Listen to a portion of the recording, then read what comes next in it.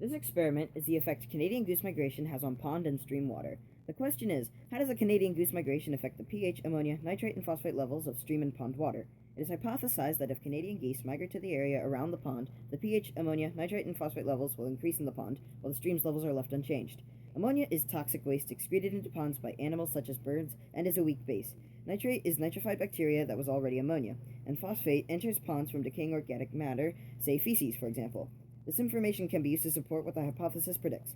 From November 18th to January 20th, every Wednesday and Saturday, a solution-based test kit was used to determine the pH, ammonia, nitrate, and phosphate levels of the pond and stream water. The independent variable in this experiment is the migration or come and go of the Canada geese. The dependent variables are the pH, ammonia, nitrate, and phosphate levels. Some of the many controlled variables are locations of sampling, the test kit being used, and the methods used to test the samples. The procedure, in short, involves testing 5 milliliter samples of stream and pond water by adding a certain number of drops from specific test solutions, which changed depending on which property was being tested. The results for pH showed that the pond had an overall average pH of 8, while the stream had an average pH of 7. The results for ammonia had the pond peak at 0.5 parts per million on day 2, but stayed between 0.25 and 0 for the other days, while the stream stayed close to 0 parts per million the entire testing period. The nitrate results were clear, for no traces of nitrate showed up on the samples of pond nor stream water.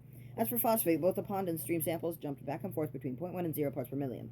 In conclusion, the hypothesis was disproved. As shown on the graphs, the numbers stayed fairly constant with no substantial changes, just minor fluctuations. Around day 51, there was little to no geese at the pond. Because of this, it is almost impossible to determine whether or not goose feces influenced the levels of properties of pond water. It is possible that the water hadn't changed its properties due to colder weather killing off plants and such that could filter the water, but unless a year-long experiment takes place, it would be near impossible to prove. With the data collected, it can be stated that goose feces has no substantial effect on pond and stream water, for the levels of properties in water remained the same despite the absence of the geese.